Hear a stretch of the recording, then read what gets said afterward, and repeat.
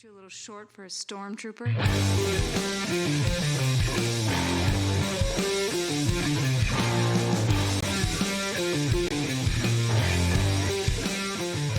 What's up, nerds? Welcome to another episode of the Multiverse Report. We are recapping the week's nerdy news from bad to worse and everywhere in between. Those are not necessarily inherently nerdy references, but you will see what we mean when we dive in here. My name is Mike Gibson. With me as always is Steve Haller. What's up, Steve? No, there's not much in between. It's just bad to worse. Yeah, I know, man. Used to be, before a couple weeks ago, if we had a rundown that was heavy on DC, I couldn't wait to talk about it. I was just so excited. So excited about all the great stuff going Dude, on. I was even at happy because DC. they had started to get things together and we're Yeah, moving I forward and know. things are pushing and pumping and So going in the right happy. direction. So happy about that. Now we got a rundown that's full of DC stuff, and I wish we weren't talking about any of it. Not any of it. I should say not any of it. There are some good updates. There's some good news in this. But there's also there's good news in this. There's also some frustrating stuff that we're going to get through. Before we start, we should say this is the third episode that we are recording tonight. So check your feeds if you are interested in a instant reaction to House of the Dragon episode 2. Second week in a row, Steve and I have watched House of the Dragon, then immediately started this podcast talking about it. We did a short She-Hulk episode 2 recap, a show that we like very much. And now we're doing our weekly episode. So, and you know what? I'll say this right off the bat too. Next week, we're not really sure what's going on next week. Their Lord of the Rings comes out end of this week, Thursday and Friday, and we may do a reaction to that initial reaction to that. I am not able to do a House of the Dragon reaction next week. Steve might be solo or might be with a guest. And then the main episode isn't going to be probably until Tuesday because I can't, my schedule does not allow me to record until Tuesday. So a little bit of a jumble as far as next week's episodes go. But you'll get all the content that you love still, just maybe a day or two late. Anyway, should we jump into this, all this Warner Brothers stuff here? Yeah, there's no better way than to rip the Band-Aid off, so I'd say fire at will. Okay. I, of course, was looking at you and was like, I should vamp because Mike's taking a drink. And then I did. You did a passable job. All right, starting off, this is like a mixed bag. There's some good and there's some bad in this story. There has been another shuffling of release dates amongst DC films. Aquaman and the Lost Kingdom, Shazam, Fear of the Gods have both been delayed. One slightly delayed, one very much delayed. Shazam, Fear of the Gods, as we talked about in a previous episode, has been moved to Q1, has been moved to March of 2023. So it's not coming out a month or two after Black Adam, although that would have been very cool. It's just not happening. Warner Brothers wants a win. They want a big movie in Q1, so they moved it. And Aquaman has been moved to Christmas 2023. So that's a big move. Originally it was coming out this December, then it got moved to the summer, and now it's going to be in December. That's fine. The first Aquaman came out in December and did great, so maybe they want to hold that release date. But okay, so those two got moved. And before we dive into any more detail, this is the current slate of DC films as it stands right now. Black Adam is the next DC movie we're going to get. It comes out October 21st, 2022, right around the corner. Followed by Shazam, Fury of the Gods, now coming out March 17th, 2023. Followed up by The Flash, which is coming out, we think, June 23rd, 2023. Followed by Blue Beetle, coming out August 18th, 2023. So we get two DC films that summer. Super cool. Aquaman and the Lost Kingdom, Christmas, December 25th, 2023. And then Joker, Folie à Deux, sequel to Joker, coming out October 24th, 2024. So big jump between those last two. But that's a pretty solid slate for the next year or so. and with the shuffling around of all this kind of stuff. So, um, let's kind of dive into this. Why is this good?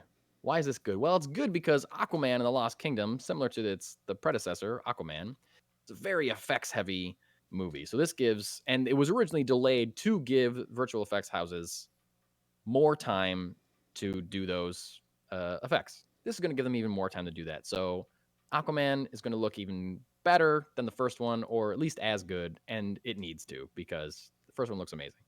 So great. And Right. Shazam moving, that's a huge bummer for me. I love the first Shazam movie. I'm very excited to see the second one, but Right. It makes sense though. why does it make sense, Steve? Well, actually, it doesn't. It makes sense and doesn't make sense because if you're looking at it from a, I guess, the movie studio theatrical standpoint, you have the presence of one Avatar 2. Exactly. That's why it makes sense. Yep. So you may have, I mean, the overlap, the Venn diagram of people that are going to see Shazam 2 and Avatar 2. I don't know what the overlap is, but I don't know. I don't know. I will. If I go to see Avatar 2, it'll be one more time than I saw Avatar in theaters. Yeah.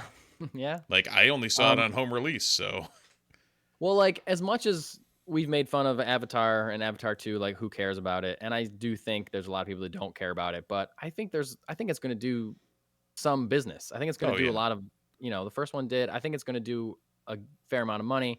Well, they can Moving market it Shazam, to the sequel. They're marketed as the sequel to the biggest movie of all time at the time. yeah, highest grossing movie of all time.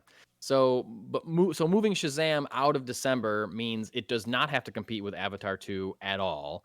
And then it also, like, come March, it's going to be, we're going to be able to see Shazam in IMAX and in 3D now, when we would not have, because Avatar 2 is going to take up all those screens in December. So that's awesome.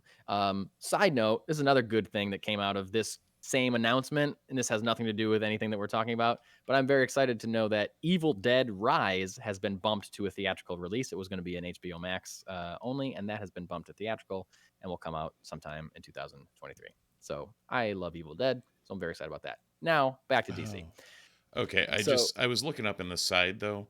I was thinking immediately as soon as you said it was bumped to March that it was going to be going head to head with a Marvel movie. Quantumania is in theaters February 17th. okay, yeah, so So it's clear. March makes sense that it's clear of that and before Guardians 3 in May. Yeah, definitely clearing the path. Clearing the path for Shazam, I think, Yep. to score big, and give them plenty of time to like market it. Speaking of marketing, this is more of the bad side of why these movies got pushed around. More maybe just the reality that it's. I don't know that it's been confirmed, but it's being heavily rumored that uh, currently Warner Brothers is so low on funds and so far in debt that they only have the money to release two big budget films before the end of the year, being Black Adam and a movie called Don't Worry, Darling, directed by Olivia Wilde, starring Florence Pugh, Harry Styles, and Chris Pine. That movie has all of its own behind the scenes drama going on this week, so you can look up that interesting stuff if you want to hear about all that craziness. But that's not great. That goes back to this whole merger and with Discovery, David Zaslav. Apparently, I learned a few things about this merger. Apparently, part of the um, criteria, I guess, for when David Zaslav taking over Warner Brothers, he guaranteed shareholders, that he would cut $3 billion from their debt. Basically, he would eliminate $3 billion of their debt. That's a lot of money to eliminate. So that's why things are getting canceled, things are getting cut, things are getting pared down, things are getting shuffled around, and people are getting fired because he's got to cut $3 billion based on the terms of this merger, and that is wild. Um, the But he's making all these moves that people aren't super happy about, whether it's fans, whether it's shareholders, whatever. Warner Brothers lost over $4 billion in market share this past week. Lots of layoffs going around. There's an article from the Daily Beast that's reporting that they seem like they're cutting back on diversity and rejecting, quote, left-wing diverse content in favor of more homogenous, middle America-friendly fare. I don't know if I love that, because that means they're just going to make a bunch of safe, boring stuff. Like, I mean, the Don't Worry, Darling, I just Googled, and it made me realize that Shia LaBeouf is still a human being. So there's that. And that is, I don't know. That movie seems like it's the most milquetoast thing they could put out. Oh, no. That movie looks great. I'll Does it? straight up. That Okay. Don't Worry, Darling looks great. Watch the trailer. I'm looking at the cast really of good. that, and I'm like, okay, this is No. a thing. I believe if you think the cast is milquetoast, that is by design, based on the trailer. Watch the trailer. It looks great. But yeah, there's a whole weird. There's a lot going on there. There's some behind the scenes stuff going on. But yeah, that whole. I mean, I hate when you get one side of the fired exec like coming out and saying that, but also the fact that the fired exec has the knowledge and the, I guess, desire to come out and say that means there's, where there's smoke, there's some sort of fire. Yeah, for sure. And if that's true, like if they're focusing, if you tell me that they want to make more homogenous middle America fare, my first thought is, okay, what that isn't. That's not James Gunn doing the Suicide Squad. No. That's not Birds of Prey. And those are two movies that I love very much. It's not Peacemaker, like season 2 of Peacemaker. So I don't know. Like, when that you look at this year and look what the top movies of this year were in theaters. Number 1, Top Gun Maverick. Yeah. That's middle. Now, I haven't seen it, but I've heard it's a really, really goddamn good movie. But that's middle America fare if you've ever seen one. Oh, yeah. Jurassic World Dominion. Yeah. Well, no. 2 was Doctor Strange Multiverse of Madness. That was off the wall, whatever.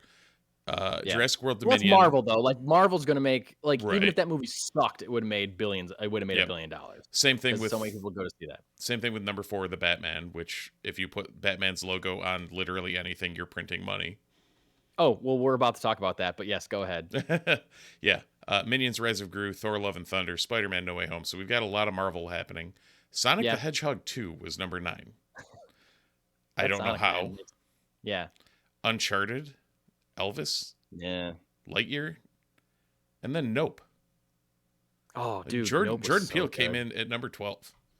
Nope was so good. I love that movie so much. Did we talk about that last week? Did I tell you I saw that and I loved it? Yes. I'm saying it again. I saw it and I loved it. I don't know if it was on the cast, but I remember saying, like, we said words about it.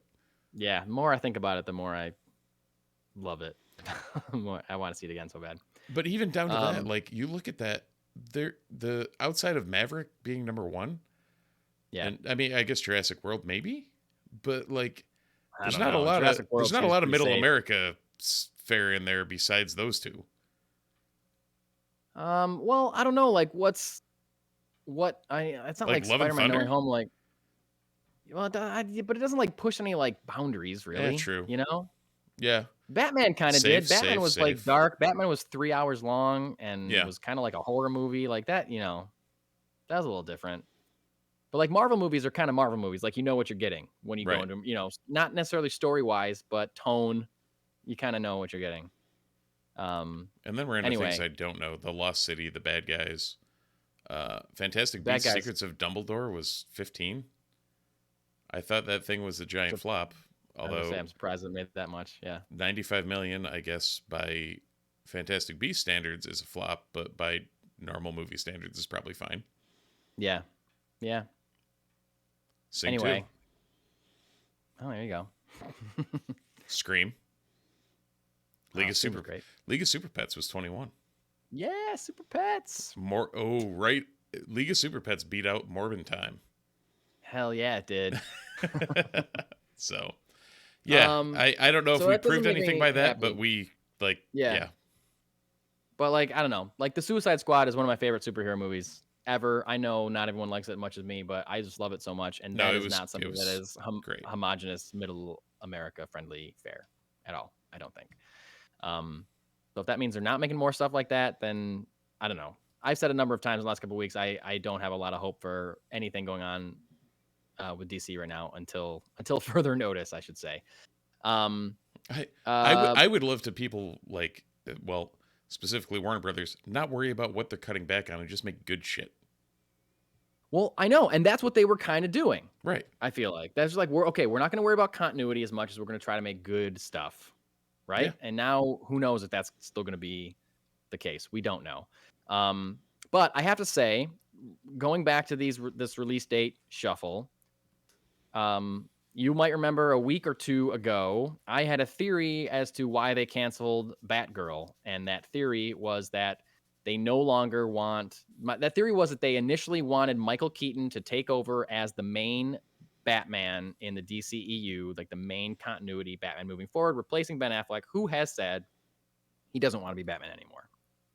So my theory is that they canceled Batgirl because the Batgirl was the first movie that solidified Michael Keaton as the main Batman in the DCEU. And since they don't want to do that anymore, they can't reshoot that movie with Ben Affleck because he doesn't want to be Batman anymore. So we're going to cancel this movie and we're going to take a tax write-off. Now, we know that Aquaman, which originally featured a Michael Keaton cameo as Bruce Wayne, then got reshot with Ben Affleck as Bruce Wayne. Aquaman now comes out after The Flash. So originally, we thought The Flash was going to reset this timeline, eliminating Ben Affleck's Batman, replacing him with Michael Keaton's Batman. But now that we know that Ben Affleck is going to be Bruce Wayne in Aquaman, which comes out after The Flash, we know that that doesn't happen anymore. So I think they had to. I think whatever reshoots they're doing on The Flash are eliminating that aspect of the ending of that movie. Maybe they're just cutting it out. Maybe they're just leaving The Flash in a way that we don't know that there's a new Batman at the end of that movie. And the Keaton is going to be a one-off thing. He's just going to be in The Flash, and he's not going to come back for Batgirl. He's not going to come back for other future movies. And so they had to reshoot the cameo in Aquaman because they do not have a new Batman lined up. So a lot of people are taking this and saying, like, Affleck's coming back to Batman. We're restoring the Snyderverse. So like, yo, I don't think that's happening. I think Keaton is not going to continue as Batman as much as he thought, or as much as we thought he was. But Affleck's been clear that he's done. And until further notice, until he says, I'm coming back to play Batman full time. If he does, great. But I don't believe that he will. And I think that this cameo of him as Bruce Wayne, not as Batman, as Bruce Wayne in Aquaman and the Lost Kingdom, is just a holdover until they find, one, a new way to get a new Batman into their mainline continuity, some other weird multiverse timeline screw up thing.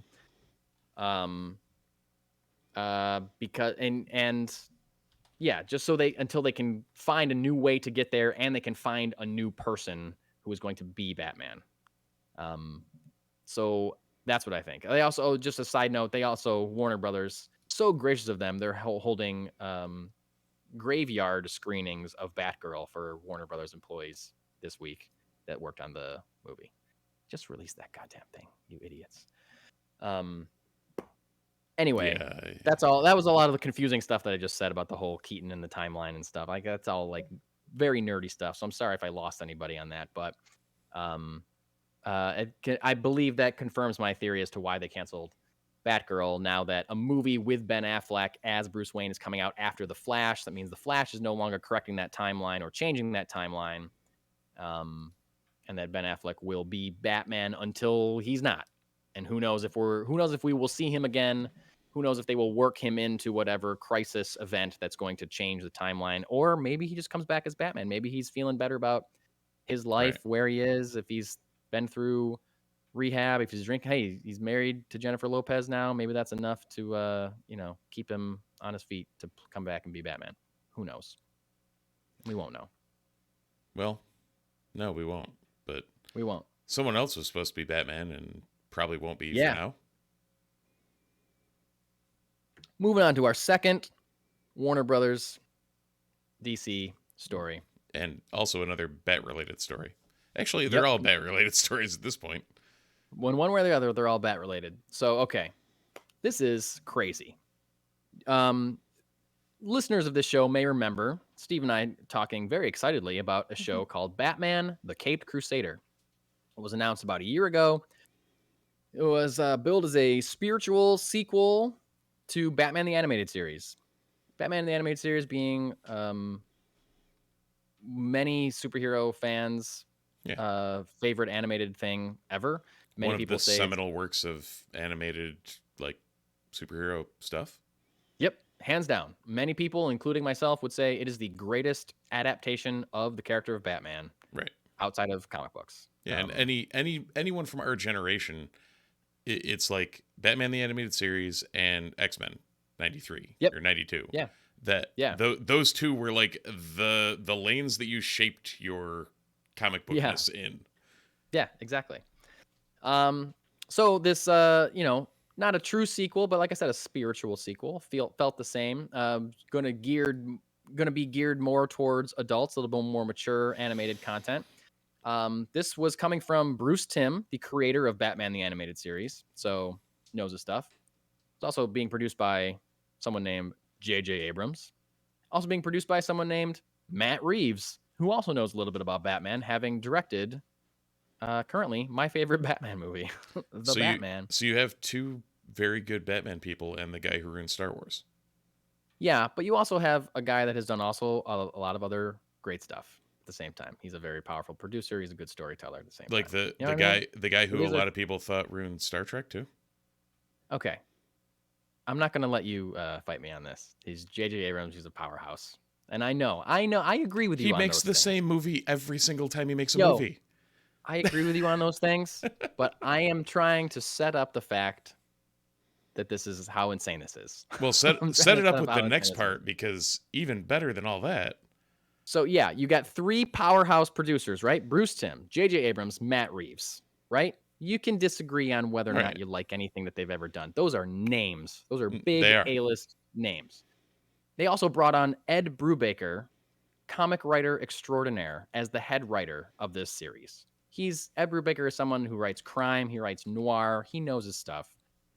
Perfect. I mean, when we talked about it on this show, we were both ecstatic that he was joining the writing staff of this show. And I will not fight you on Ed Brubaker, because he is the man. No. We got word this week that Batman the Caped Crusader is no longer moving forward at HBO Max. What? So when David Zaslav started announcing all this stuff, part of the thing, they said they were cutting back on kids and animation. We knew that. They deleted over 200 episodes of Sesame Street, for God's sake. We heard a rumor that, something like the Harley Quinn show that has an audience and people are watching it, that seems a little bit safe. But we started thinking, I think I even said, I don't know about Batman the Caped Crusader, what's going to happen there? Or this My Adventures with Superman show that they announced, what's going to happen with that? Yeah. So that headline got leaked and everyone flipped out saying, well, how could they cancel this show? Why did they cancel this show? Why did they cancel this show?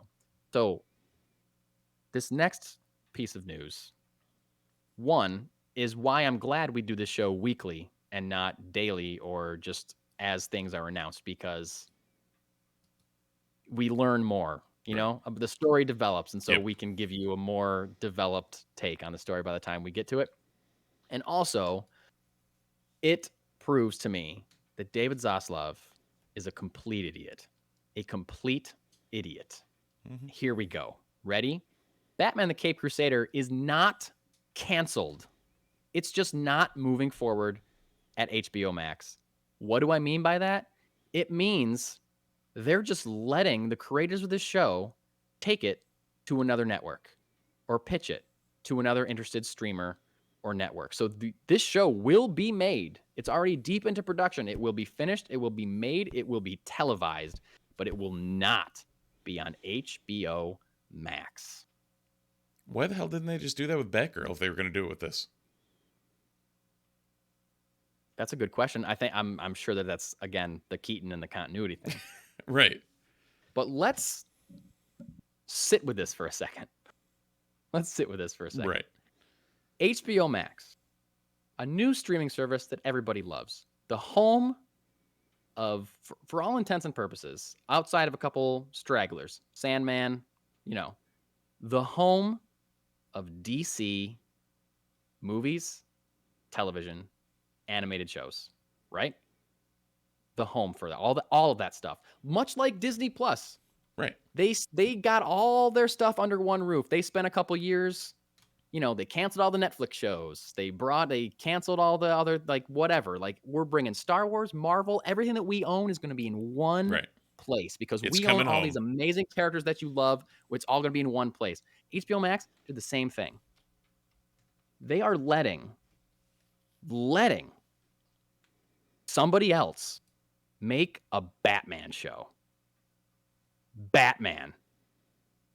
Guys, are you hearing me? Ugh. Batman. Arguably the most popular superhero of all time.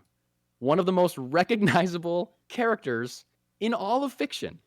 And very arguably the most popular IP that is owned by Warner Brothers and HBO Max.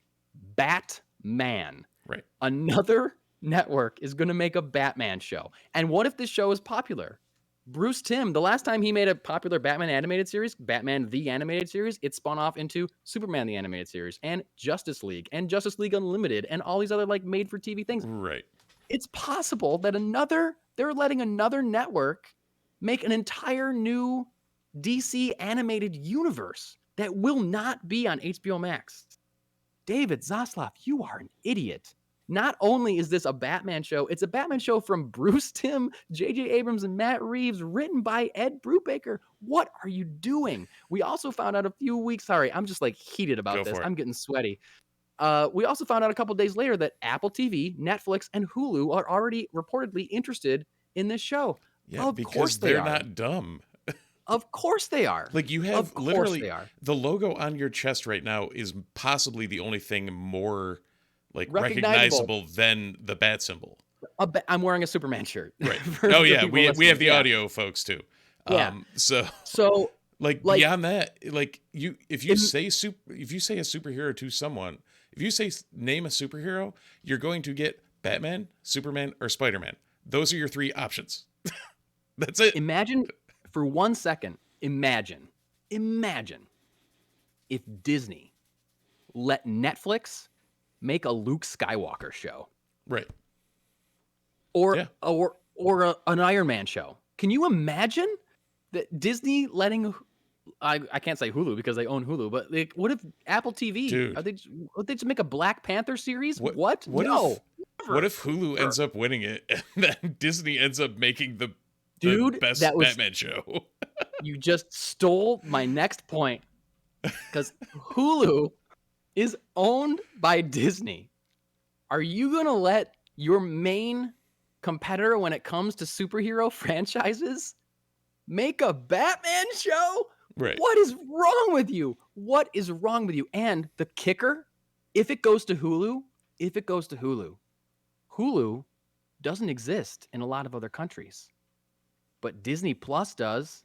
If you live in other countries and you don't have Hulu, guess where Hulu content shows up? Disney Plus. It is a possibility that a Batman show will end up on Disney Plus in Canada. What? Insanity. What? How do you not make money from this show? This is outrageous. This is more than canceling Batgirl. This is proof of David Zaslav being a complete fool. I know you got to cut $3 billion.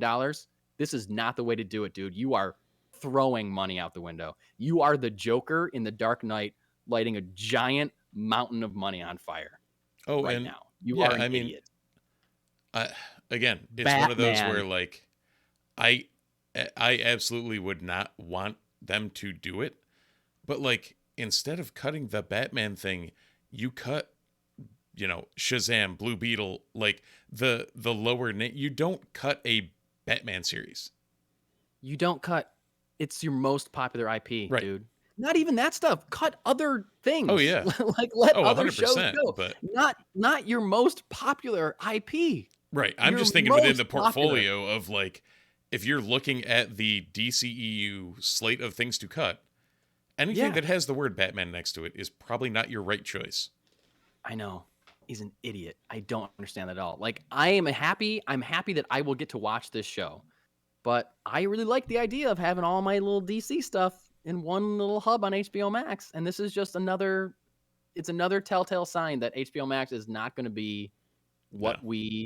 what it is now, like 2 years from now. It's not going to be the same. It's going to be shitty. And Well, like you it's going said, to be like so much it different. had finally gotten to a point where everybody was like, "Oh, okay, they've got it together." Like, It was the #1 rated streamer. yeah. And that was before House of the Dragon came out. Yes, I know. My God. So, okay, I got to stop talking about that before I Yeah, we gotta just keep moving completely. along since we've been Yeah. doing this for hours at this point.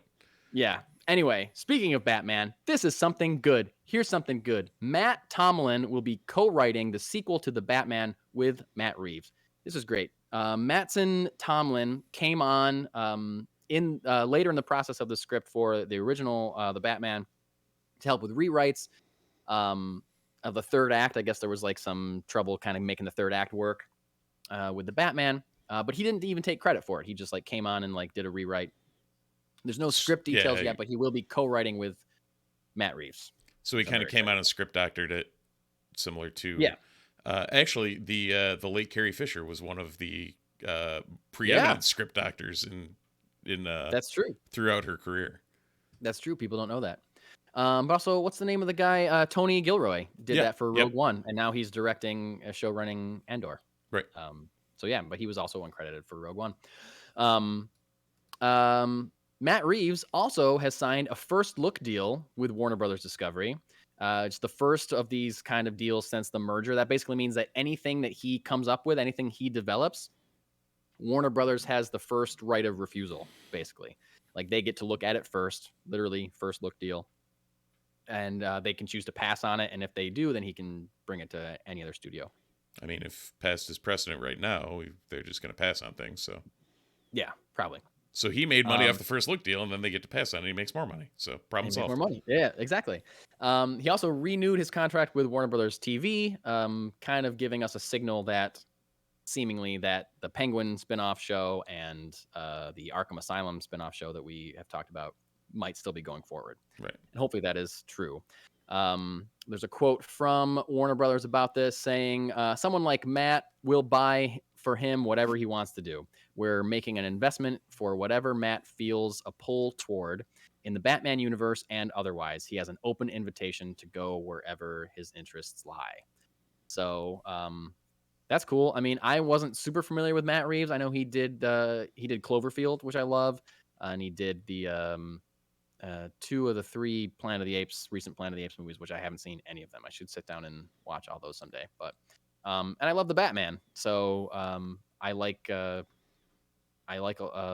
stuff that I've seen of him for sure, and I like how he handles Batman. So I'm down with this for sure.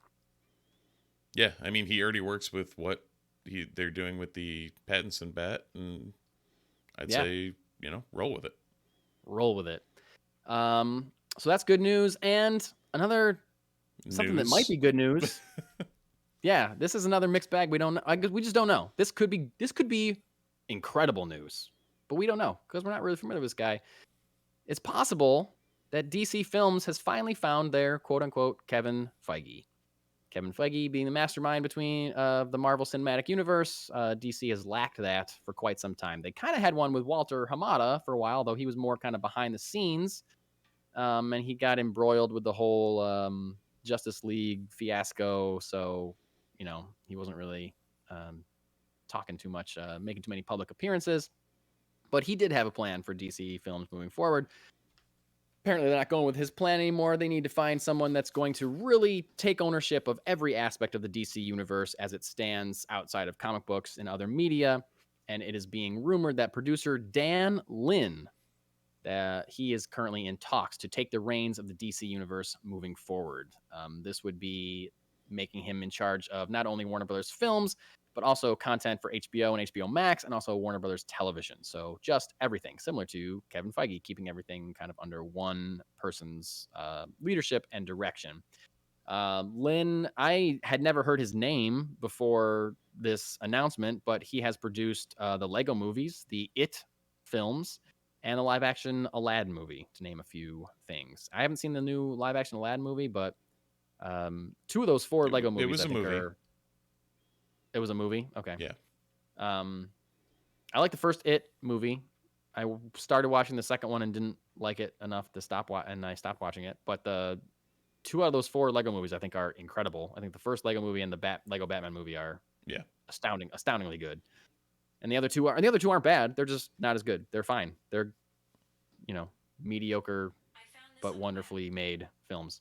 So, and having both the Lego movie and all except the Lego Ninjago movie or whatever, like deal with Warner Brothers superhero characters. Batman's in all three of those, the two Lego movies and Lego Batman, obviously, and also Superman, other than Justice League, people make cameos in those movies too. So he's familiar with those characters enough to, like, I don't know, a little bit at least. I don't know if that says anything, but I'm excited that we will have one vision. I just hope it's a vision that I think is appropriate for these characters. I hope he's somebody that listens to directors that understand these characters. And I don't know. I hope it's not. I don't know. I hope it's a good thing and not a bad thing. I don't know. Yeah. What do you think? No, I hear you. And I mean, if nothing else, having somebody on it is better than having nobody on it. Mm-hmm. So a direction is better than wallowing, which is what they were kind of back to doing post all the recent happenings. So I think it can't be bad. Yeah, I agree. Well, it can be bad, but it's more likely not to be worse than where they're currently sitting. Yeah, because right now no one knows what's happening. Right. And I feel like at the very least we need a public figure to come out and say, here's the plan. We're gonna do this, and we're gonna, if I don't know, if I sometimes I think about what I would do if it was me. And oftentimes I don't know. Besides calling Henry Cavill and getting him a Superman movie, I don't know. I'm not sure what I would do because it's a lot. It's a mess. Some of it's a mess. Some of it's a great mess, and I don't know. It's a mess if you want to bring everything to one continuity, which David Zaslav has kind of referenced wanting to make things connect more. But you got Joker, which is so far away from everything else, and you have the Batman, which is a different tone than Aquaman for sure. And I can't. And do you bring the Joker back into the other Joker? I know, I don't want. There's 5 Jokers currently, and I don't think one continuity is going to work. The Bruce Wayne in that movie is 10, and it's that doesn't make sense. It's it's too much. Yeah. So I hope he realizes the benefit of being able to do stories that take place outside of one timeline. I hope he just listens, like I said, listens to directors that care about characters and lets James Gunn do whatever he wants with the next whatever movie he's making. Well, people get, and I assume he gets too hung up with emulating Marvel when the only reason Marvel's the way Marvel is because that's what happened at the beginning. I know that's it's I'm sure I've said this before in the year plus we've been doing this podcast. I think it's unfair to compare the DC films to the Marvel films in the same way I think it's unfair to compare any franchise to the MCU. And DC gets compared because it's superhero based and there's comic book companies, there's a rivalry there. So obviously that rivalry extends to films. Fine. I understand that, but nobody in the history of movies has done what Kevin Feige has done with the MCU. No. Nobody. Not for superhero films, not for anything else. The closest was Kevin Smith with his View Askew universe, and that was not to the billions and billions of dollars level that Kevin Feige has done. So No, to but he did compare, have a buddy Jesus, so that's true, the Buddy Christ, yeah. To compare anything to the way Marvel works is lunacy, I think. So, but it's also hard to not want to chase those billions of dollars. So, who knows? Hopefully, if this gets confirmed, we'll hear a statement from him, and it will hopefully make me feel better about where we are. I don't people I once anytime there's like a shakeup, people love to say, oh, they need to start from scratch. They need to fire everybody and start like. I don't think you're going to start from scratch when you just got The Rock on board. He's right. like the biggest movie star in the world. Like, you're not going to get rid of The Rock, I don't think. Like, people love Jason Momoa as Aquaman. People love Gal Gadot. Like, I think it's too much to get rid of. I Yeah. think you need to figure out a way to move forward with what you have in some way. And if that's a multiversal crisis event that puts everyone on the same timeline, fine. But you got to do the work to get there. And you can't snap your fingers and have it be. Right. It can't just be, all right, here we are where we currently are. Oh, Crisis on Infinite Earths. Sold. Yeah, Done. exactly. You got to do the work. You got to Yeah. do the work. And if Ben Affleck is going to be Batman through next Christmas, then it's going to be some time before we start seeing that work, before we start seeing those Yep. setups. So anyway, not for the first time on this podcast, but maybe for the second time in my life, I'm sick of talking about DC. Let's move on to the next thing. It's Marvel, and why don't you take it away, Steve? Sure, why not? Well, apparently Matt Shankman, who some of you may know as the director showrunner for WandaVision, he has plenty of other credits we'll get to later, but he has been the long rumored person that they're looking to tap to direct Fantastic Four. Ooh. Yeah. So it's All been a right. while. We don't know. John Watts was tied in, then he wasn't tied in, then he was tied in, then he wasn't tied in. Now he's officially not. We talked a couple weeks ago, maybe a couple months ago, who knows, time is a flat circle, about them needing to, find somebody to direct this because, well, the release date's coming up. Yep. So this is kind of the first thing we've heard that was kind of a hard rumor.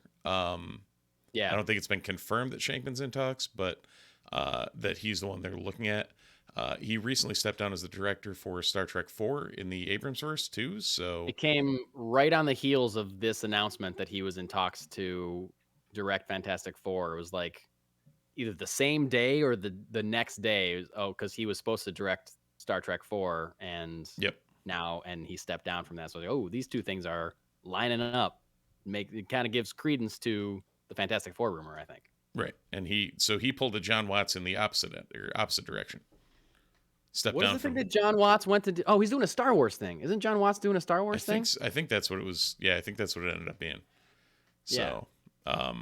So, Shankman, you may know from what he's done, or Shakman, not Shankman. I think it's. I think we have it wrong in the. His Wikipedia page says Shakman. Oh, well, my fault. I added an So N. Sorry. whatever. Apologies to Mr. Shakman. However, those of our era. It's Shakman. I don't know why I thought it was Shank, but Shaq. You're right. I'm wrong. So those of our era of age would know him from being a child actor, actually, in Growing Pains, The Facts of Life. Really? Yep. Highway to Heaven, Different Strokes, Night Court, Wow. Good Morning Miss Bliss, and Webster. Wow. So he was all over the place as a child actor. Wow. And then from a directorial end of things, his credits include Succession, Mad Men, 6 Feet Under, The Boys, The Great, House MD, Fargo, It's Always Sunny, and 2 episodes of Game of Thrones. Wow. So it's a decent track record he's got there. And it's like a pretty diverse one. Yeah, very too. broad. It's kind of like, like Always Sunny, but also Game of Thrones, but also Mad Men. Right. That's a lot.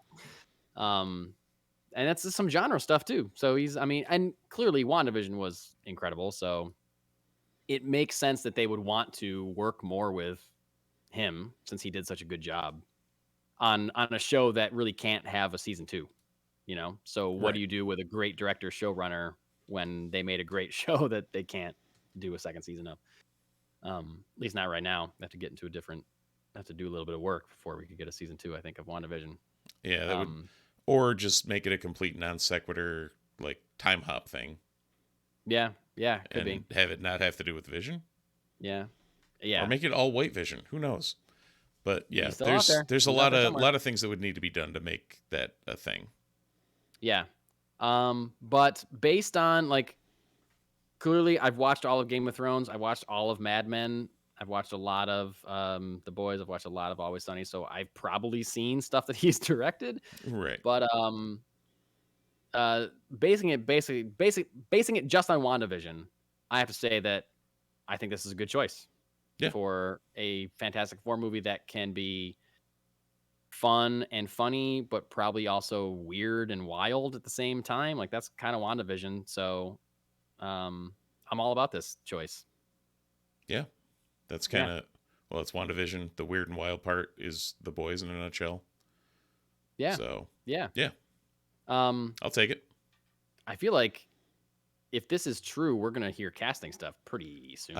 I'm thinking D23 is going to be the big Oh, drop. that's right. Yeah. We heard a rumor that D23 is going to be in September. The cast of Fantastic Four. Yeah. All right. So that'll be a good day. Oh yeah. We may have to talk that day. Yeah, for sure. All right, moving on into some comics because we're getting close to midnight over here. We gotta finish this thing up. Marvel has announced Marvel Remasterworks collections. There's a revamp of an old series called Marvel Masterworks. Would reprint classic issues of Marvel books, kind of restore them, update the color and the look of them. Not like change the art, but just like make the colors vibrant again, reprint it, repackage them, tons of bonus material, different artwork, stories, essays from the writers, like bios of the creators, things like that. And they're coming out calling it Marvel Remasterworks because they're saying that they're remastering these old issues, bringing them up to modern standards. First few books are going to be, shockingly, go figure. Amazing Fantasy 15, first appearance of Spider-Man, X-Men #1, and Fantastic Four #1. So I think that makes a lot of sense. Steve, you're a big Marvel guy. Is this intriguing to you? When they reprint, like DC just reprinted Detective Comics 27, the first appearance of Batman. Yep. And it was in stores. And it looked great, but I didn't buy it. Right. Is this something? Are you someone that will pick up a remastered version of a classic book? So it sort of depends. I know, well, depending on how zoomed in or out my camera is, you can see up there a hard copy of God Loves Man Kills, one of the seminal X-Men runs from I think 82 Claremont.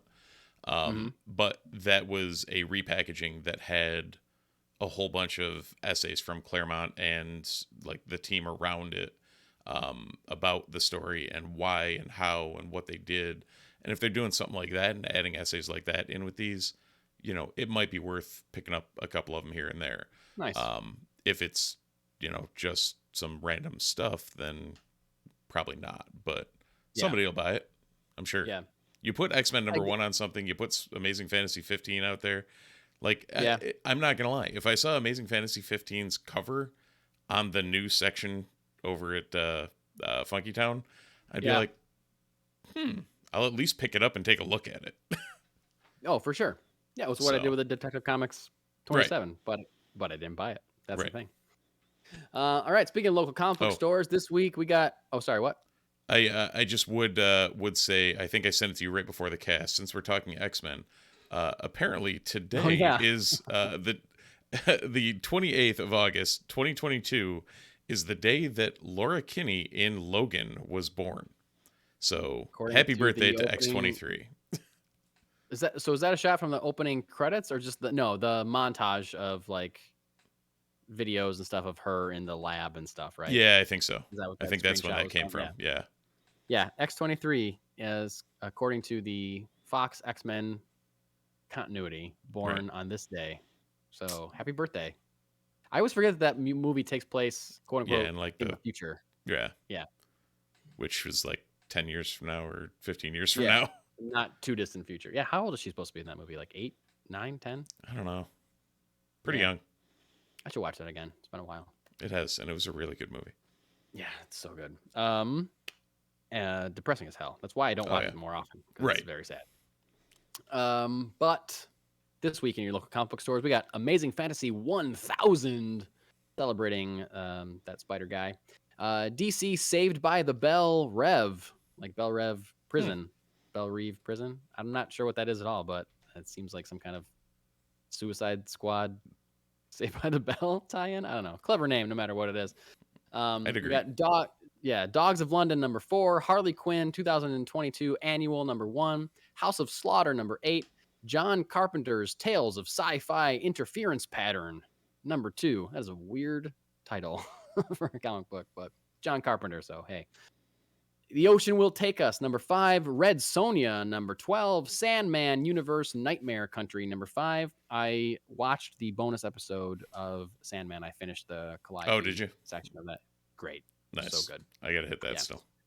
Yep. Very good. I like how we can watch the Superman- 10 episodes of the 10 episodes within a week, and then the bonus And you episode can't drops, do and both one. of us are like, "Oh yeah, I finally got to it." Yeah, I know. Superman Warworld Apocalypse #1, Vampirella Year One #2, Variants from Gail Simone, Jessica Jones book #3, West of Sundown #5, and Wonder Girl 2022 annual #1. So lots of stuff going on at your local comic book shop. Absolutely. I'm ready to get into some one shots and tie this thing off since it is now midnight as I am saying this. So let's burn through these and be done because we're tired. Remember, we did 2 other episodes, people. We're starting late. Go We're check 'em starting out. late so we can give you House of the Dragon content. We're doing this for you. For you. Anyway, speaking of Red Sonja, her issue #12 has dropped this week, or is dropping this week. The Red Sonja movie finally announces its cast and begins filming. Matilda Lutz from the show Revenge will star as Red Sonja. Wallace Day from Krypton and Batwoman is going to be her wicked half-sister, Anesia. And Robert Sheehan from Umbrella Academy is going to be Dragan. And guess what? Famed Red Sonja writer Gail Simone is a producer on this movie. How cool is that? I've read 1 volume of Gail Simone's run on Red Sonja. It is great. I've never read Red Sonja before, but I loved it. She made me love that character so much.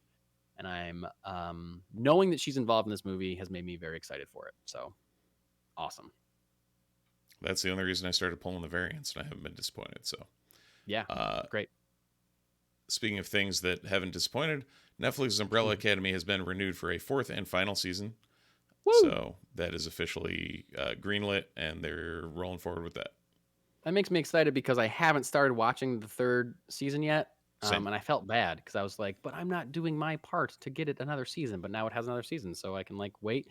But then it kind of bugs me. It's like, yo, we haven't heard anything about a season 2 of Sandman, but you already gave us a season 4 of Umbrella Academy. I guess there's like that There's a show's got little production embedded. cost is probably a little bit different too. a little different, yeah. Like Umbrella Academy looks good, but it doesn't look as good as Sandman. No. For sure. But I do love that show, so I'm excited for a 4th season. This is like a little bit of a side thing. It's still genre-y. It's not really nerdy, We'll give but it it's to you. horror. We talk about horror stuff every once in a while, Alien, Predator stuff.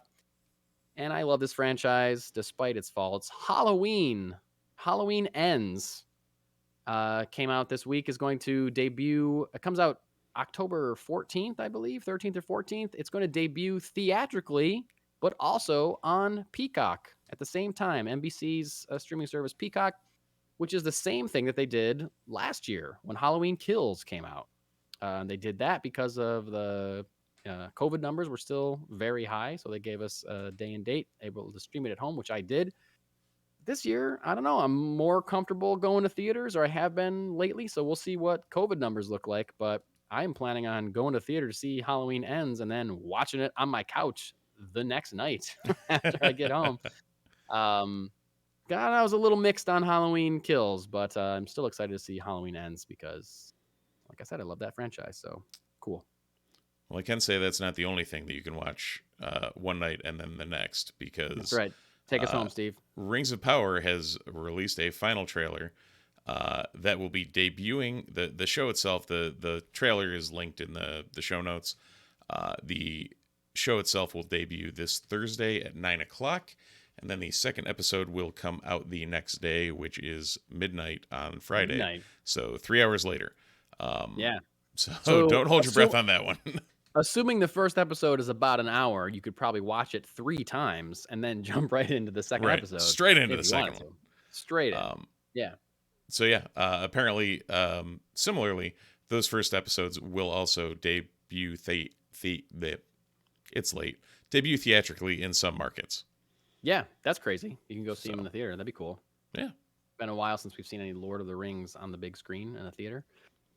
But I don't know. I'm Absolutely. excited about that show. I have a busy Labor Day weekend ahead of me, so I hope that I'm able to watch at least 1 episode, if not 2. And I think, did we talk about, I don't remember. I think we said this at the beginning of this episode, how next week's going to be a little weird. And Yeah.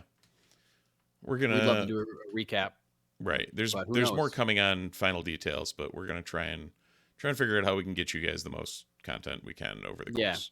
Thinking possibly Saturday night we might do a recap of the first 2 episodes, or just talk about what we think of them. But don't hold us to that. Who knows? It depends on schedules and all that kind of stuff. But finally, Lord of the Rings, one of the most expensive television shows ever made, coming out this weekend. So buckle up, nerds. It's here. One way or another, we're gonna find out what $500 billion buys you, or $500 million buys you. Yeah. And all the trailers have looked good, and this is a final trailer. I gotta say, I did not watch it because Same. I'm already sold. Like, I don't need. We should tell people that it's out there, but I haven't seen it, and I'm not going to because the show's so close to coming out. I'm just gonna watch it. I'm already sold. I'm already in. All right. Well, 6 minutes after midnight. That's all I got. What do you got, Steve? Anything else? Well, no, I think we should probably wrap it up and tell you guys to like, subscribe, agree. follow us, and hit all the buttons, ding the bells, leave us a review. It's always appreciated, helps us out. Beyond that, check us out on socials, the Multiverse Report, wherever you can find us, the Multiverse Report at gmail.com, Multiverse RPT on Twitter. Yeah, I think that's it. Take her home, Mike. All right, that's it. We love you all. Thanks for watching. Thanks for listening, and we'll see you next time in the multiverse.